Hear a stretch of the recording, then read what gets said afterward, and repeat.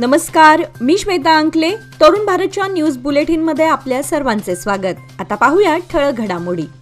अर्थसंकल्पात उत्तर कर्नाटकवर झालेला अन्याय आणि कंत्राटात अल्पसंख्याकांसाठी ठेवण्यात आलेल्या आरक्षणाचा तीव्र शब्दामध्ये निषेध करीत या विरोधात राज्य भाजपच्या वतीने विधिमंडळात आत आणि बाहेर निदर्शन करण्यात येणार असल्याची माहिती कर्नाटक राज्य भाजप अध्यक्ष विजेंद्र यांनी दिली. आज बेळगाव दौऱ्यावर आले असता बेळगाव येथील सामरा विमानतळावर ते पत्रकारांशी बोलत होते. त्यावेळी ते म्हणाले की बेळगाव महापालिका महापौर आणि उपमहापौर निवडणुकीत भाजपने पुन्हा एकदा मुसंडी मारली आहे. बेळगाव महापालिकेवर भाजपचा ध्वज फडकवला आहे.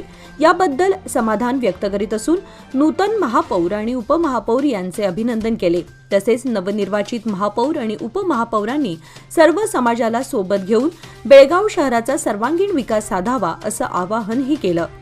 यावेळी माजी आमदार आणि भाजप राज्य उपाध्यक्ष अनिल बेनके, माजी आमदार संजय पाटील तसेच भाजपचे अन्य मान्यवर उपस्थित होते.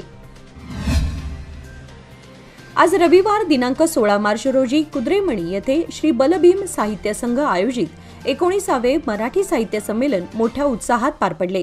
कैलासवासी परशुराम गुरव साहित्य नगरीत कुद्रेमणी हायस्कूलच्या कैलासवासी अर्जुनराव घोरपडे सभागृहात यंदाचे संमेलन भरवण्यात आले होते. सकाळी विठ्ठल रुक्मिणी मंदिरापासून ग्रंथ दिंडीला सुरुवात झाली. कवी संमेलनाचे उद्घाटन मार्कंडेय साखर कारखाना अध्यक्ष आर.आय. पाटील यांच्या हस्ते करण्यात आले. कवी संमेलनाच्या अध्यक्षपदी हलकर्णी येथील यशवंतराव चव्हाण महाविद्यालयातील प्राध्यापक डॉक्टर चंद्रकांत पोद्दार हे होते. यावेळी संमेलनाध्यक्ष शिवाजी मुरकुटे आपल्या भाषणात साहित्यिकांची जबाबदारी याबद्दल विवेचन केले. कैलासवासी ईश्वर कल्लाप्पा गुरव व्यासपीठाचे उद्घाटन ॲडव्होकेट सुधीर चव्हाण तसेच ॲडव्होकेट श्याम पाटील यांच्या हस्ते करण्यात आले. या दरम्यान कार्यक्रमात मराठा बँक, जिजामाता महिला बँक, PKPS सोसायटी, भाग्यलक्ष्मी सोसायटीच्या नूतन संचालकांचा सत्कार करण्यात आला. प्रसंगी गावातील विविध भजनी मंडळे, महिला मंडळे, युवक मंडळे आणि गावकरी मोठ्या संख्येने सहभागी झाले होते. बेळगावातील बसवनकुर्ची येथे अज्ञातांनी शंकर घसारी यांच्यासह अनेक शेतकऱ्यांच्या शेतातील मसूर चोरल्याची घटना घडली आहे. याबाबत समजलेली माहिती अशी की बसवनकुर्ची येथील बळ्ळारी नाल्याजवळील शेतवाडीमध्ये अज्ञातांनी 4 गवतगंजांना आगी लावून शंकर घसारी यांच्या शेतातील मसूर चोरी केल्याची घटना घडली आहे. या आगीमध्ये मल्लाप्पा भातकांडे यांची 1 गवतगंजी, शंकर घसारी यांच्या 2 गवतगंजा तर किशोर दिवटे यांची 1 वळी जळून खाक झाली. भर उन्हात आग लागल्यामुळे आगीने क्षणार्धात रौद्र रूप धारण केलं आणि संपूर्ण गवत जळून खाक झालं. या घटनेमध्ये वरील शेतकऱ्यांचं मोठं नुकसान झालं असून मसूर चोरीमुळे शंकर घसारी यांना आर्थिक फटका बसलाय. विशेष म्हणजे या घटनेची नोंद रात्री उशिरापर्यंत पोलिसात झाली नव्हती. पोलिसांनी या घटनेची त्वरित तपासणी करून दोषींवर कारवाई करण्याची मागणी शेतकऱ्यांनी केली आहे. कुद्रेमणी येथील श्री बलभीम साहित्य संघातर्फे 19व्या मराठी साहित्य संमेलनाचे अध्यक्ष ज्येष्ठ साहित्यिक दी.बा. पाटील बोलताना म्हणाले की आपल्या देशात 1980 नंतर जागतिकीकरणाची लाट आली आणि साहित्य बदलण्यास सुरुवात झाली. त्यामुळे आज नव्या जाणीवांनी नवे लेखक लिहित आहेत. खरं तर वेदना ही साहित्याच्या मुळाशी आणि दाराशी असते. महाराष्ट्राला आणि देशाला संत साहित्याने प्रकाशाची वाट दाखवली. आज शिक्षणाचा प्रसार झपाट्याने झालेला आहे. AI अर्थात कृत्रिम बुद्धिमत्ता अस्तित्वात आली आहे. मात्र माणसाचे जे मन आहे त्याच्या मनाच्या ज्या भावना आहेत त्या भावना AI मध्ये असणार नाहीत. दुसरी गोष्ट म्हणजे AI निर्मिती मागची बुद्धिमत्ता ही माणसाचीच आहे असे साहित्यिक दी.बा. पाटील कामेरी यांनी सांगितले. महाराष्ट्र नवनिर्माण सेना अध्यक्ष राज ठाकरे यांची नुकतीच बेळगावातील गजाननराव भातकांडे इंग्लिश मीडियम हायस्कूलचे अध्यक्ष मिलिंद भातकांडे यांनी ठाकरे यांच्या मुंबईतील शिवतीर्थ निवासस्थानी भेट घेतली. या भेटीदरम्यान मिलिंद भातकांडे यांनी आपल्या शाळेच्या प्रगतीची माहिती देऊन नुकतेच आपल्या शाळेतील 500 विद्यार्थ्यांना छावा चित्रपट दाखवण्यात आल्याचे सांगितले. तसेच भातकांडे शाळा गेल्या 55 वर्षांपासून यशस्वीरित्या शिक्षण क्षेत्रामध्ये उत्तम काम करत असल्याचंही सांगत शाळेतील वातावरण समावेशक असल्याची त्यांना माहिती करून दिली. राज ठाकरे यांनी शाळेमध्ये घेत असलेल्या विविध उपक्रमांचं कौतुक करून विद्यार्थ्यांमध्ये ऐतिहासिक तसेच सांस्कृतिक जागरूकता निर्माण करण्याच्या शाळेच्या प्रयत्नांचे कौतुक केले.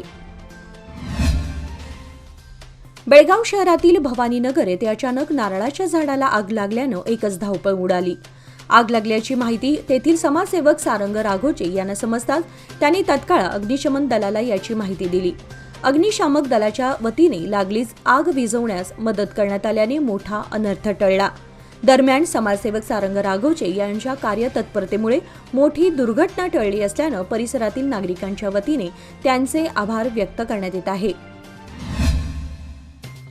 रंगोत्सवाच्या वेळी डीजे लावायच्या आरोपावरून मार्केट पोलीस स्थानकात FIR दाखल करण्यात आला असून पोलिसांनी स्वतःच फिर्याद दिली असून साऊंड सिस्टीमवर महाराष्ट्र गीत वाजवल्याचा ठपका ठेवण्यात आलाय. मार्केट पोलीस स्थानकातील एका हवालदाराने दिलेल्या फिर्यादीवरून वैभव लक्ष्मण गावडे राहणार गोसगा, सुनील विजय जाधव राहणार चव्हाट गल्ली व डॉल्बी ऑपरेटर विरुद्ध भारतीय न्याय संहिता 192, 285, 292 व कर्नाटक पोलीस कायदा 36, 37 आणि 109 अन्वये FIR दाखल करण्यात आलाय. शुक्रवारी दिनांक 14 मार्च रोजी दुपारी चव्हाट गल्ली येथील नाना पाटील चौक परिसरामध्ये रस्त्याला अडथळा ठरेल अशा पद्धतीने डीजे लावण्यात आला होता. यासाठी कसलीही परवानगी घेतली नाही असाही ठपका फिर्यादीमध्ये ठेवण्यात आलाय. चंदगड येथे बिबट्याची शिकार करून त्याचे कातडे विक्रीकरिता 2 इसम तपोवन मैदान कोल्हापूर येथे CD डिलक्स मोटरसायकलवरून येणार असल्याची खात्रीशीर माहिती पोलिसांना मिळाली होती. त्या अनुषंगाने स्थानिक गुन्हे अन्वेषण शाखेकडे पथकाने सदर ठिकाणी जाऊन सापळा रचण्यात आला होता. बाबू सखाराम डोईफोडे वय 57 राहणार बांदराई धनगरवाडा तिलारी नगर व धाकलू बाळू शिंदे वय 65 राहणार रोहिदास गल्ली हेरे तालुका चंदगड यांच्याकडील प्लॅस्टिक पोत्याची वन विभागाचे अधिकारी व 2 पंचांसमक्ष पाहणी केली असता त्यामध्ये बिबट्याचे कातडे सापडले. त्यांच्यावर कायदेशीर कारवाई करत त्यांच्याकडील अमूल्य असे बिबट्याचे कातडे याशिवाय 40,000 रुपये किमतीची मोटार बाईक तसेच 10,000 रुपये किमतीचे 2 मोबाईल संच असा एकूण 50,000 रुपये किमतीचा माल जप्त करण्यात आला. त्यांच्यावर राजवाडा पोलीस ठाणे वन्यजीव संरक्षण अधिनियम कायद्याअंतर्गत गुन्हा दाखल करत सदर इस्मांना अटक करण्यात आली आहे. सदरची कामगिरी पोलीस अधीक्षक महेंद्र पंडित यांच्या मार्गदर्शनाखाली स्थानिक गुन्हे अन्वेषण शाखेचे पोलीस निरीक्षक रवींद्र कळमकर, सहाय्यक पोलीस निरीक्षक चेतन मसुटगे, पोलीस अंमलदार योगेश गोसावी यांच्यासह इतर कर्मचारी यांनी केली. Financial support at every step. On the occasion of Women's Day, presenting Lokmanya Mahila Udan Nivesh Yojana, get an attractive 10.25% interest on a 555-day deposit, additional 0.50% interest for senior citizens. For more details, visit our nearest branch or call 1800-212-4050. Lokmanya, where money grows and relationships strengthens. नवे पाऊल नवा संकल्प Lokmanya society सादर करत आहे लोकमान्य शुभारंभ ठेव योजना, जी देते तुमच्या ठेवीवर आकर्षक व्याज. ज्येष्ठ नागरिकांसाठी 0.5% अधिक व्याज. अधिक माहितीसाठी कॉल करा 1800-212-4050. लोकमान्य, जिथे पैसा वाढतो आणि नातं वृद्धिंगत होतं. बेळगाव महानगरपालिकेच्या काल झालेल्या महापौर आणि उपमहापौर पदाच्या निवडणुकीत महापौरपदी मंगेश पवार तर उपमहापौरपदी वाणी जोशी यांची निवड झाली. दरम्यान काल शनिवारी सायंकाळी महापौर व उपमहापौर निवडणुकीतील विजयाच्या पार्श्वभूमीवर शहापूर भागात विजय रॅलीचे आयोजन करण्यात आले होते. यावेळी नूतन महापौर मंगेश पवार तसेच उपमहापौर वाणी जोशी यांनी पुरातन आणि जागृत देवस्थान म्हणून ओळखल्या जाणाऱ्या शहापूर नाथपई चौकातल्या काळ भैरवनाथ मंदिराला भेट देऊन दर्शन घेत आरती केली. मंदिराचे पुजारी मंजुनाथ राऊळ यांनी नूतन महापौर आणि उपमहापौरांचे स्वागत करून शुभेच्छा दिल्या. या प्रसंगी शहापूर परिसरातील असंख्य नागरिक उपस्थित होते. यावेळी आयोजिलेल्या विजय मिरवणुकीत एक जल्लोष पाहायला मिळाला. विद्यार्थ्यांनी स्वतःवर विश्वास ठेवून परीक्षेच्या वेळी घाबरण्यापेक्षा सकारात्मक विचार करा आणि प्रश्न सोडवण्यावर भर द्या. मेहनतीला कोणताही पर्याय नसतो, त्यामुळे सतत प्रयत्न करा असा सल्ला 10वीच्या विद्यार्थ्यांना सरदार्स हायस्कूलचे शिक्षक रणजित चौगुले यांनी दिलाय. मार्कंडेय हायस्कूल मार्केट यार्ड येथे इयत्ता 10वी विद्यार्थ्यांचा सदिच्छा समारंभ व वार्षिक बक्षीस वितरण सोहळ्यात ते प्रमुख वक्ते म्हणून बोलत होते. कार्यक्रमाच्या अध्यक्षस्थानी मुख्याध्यापिका NJ चौगुले या होत्या. पुणे येथील भारताचे माजी संरक्षण व कृषी मंत्री शरद पवार यांना येळ्ळूर येथील सरकारी मराठी उच्च प्राथमिक मॉडेल शाळेच्या शतकोत्तर सुवर्ण महोत्सवासाठी आमंत्रण देण्यात आलं आहे. याप्रसंगी अभियंते अमित देसाई, शतकोत्तर कमिटीचे अध्यक्ष रावजी पाटील, मुख्याध्यापक राजेंद्र कुमार चलवादी, स्मरणिका कमिटीचे अध्यक्ष बबन कानशिडे, सतीश पाटील, श्रीधर धामणेकर, सुनील हलगेकर आदी कार्यकर्ते उपस्थित होते. फोंडा धार बांदोडा पंचायत क्षेत्रातील टाकार, दावकोण व ओकाम येथील दूधसागर नदीवर उष्णतेपासून बचावासाठी पर्यटक एकच गर्दी करताना पाहायला मिळत आहे. होळी साजरी करून पर्यटकांनी दारूच्या नशेत नदीवर धिंगाणा घातला. काल रात्री उशिरापर्यंत काही जण दारूच्या नशेत नदीच्या काठावर झोपलेल्या स्थितीत पडून होते. पुढील काही दिवसात आणखी पर्यटकांची गर्दी वाढण्याची शक्यता असल्याने पोलिसांनी परिसरात गस्त घालण्याची मागणी स्थानिक लोकांकडून केली जात आहे. तसेच आज रविवारी आठवड्या सुट्टीच्या दिवशी दूधसागर नदीवर उभारण्यात आलेल्या बंधाऱ्यावर पर्यटकांची गर्दी वाढली होती. ही गर्दी स्थानिक लोकांसाठी चिंतेचा विषय बनला असून यापूर्वी नदीवर पाण्यात बुडून बळी जाण्याचे प्रकार घडल्याने स्थानिकांमधून भीती व्यक्त केली जात आहे. हलशीवाडी येथील खाली लोंबकळणाऱ्या वीज वाहिन्या तसेच धोकादायक वीज खांब हटवावेत अशी मागणी हलशीवाडी ग्रामस्थांनी हेस्कॉमचे कार्यकारी अभियंते जगदीश मोहिते यांची भेट घेऊन निवेदनाद्वारे केली आहे. हलशीवाडी येथील वीज वाहिन्या आणि वीज खांब उभारणीचे काम 40 वर्षांपूर्वी करण्यात आले होते. यानंतर या वीज वाहिन्यांची योग्य रीतीने देखभाल करण्यात आलेली नाही. तसेच त्या काळी उभारण्यात आलेले खांब जीर्ण झाले असून तसेच वीज वाहिन्या भारामुळे लोंबकळत आहेत. त्यामुळे धोका निर्माण झालाय. वडगाव जांबोटी गावाला अनियमित पाणी पुरवठा होत असून ऐन उन्हाळ्यात गावाची नळ पाणी पुरवठा योजना विस्कळीत झाल्यामुळे नागरिकांचे पाण्यासाठी हाल होत आहेत.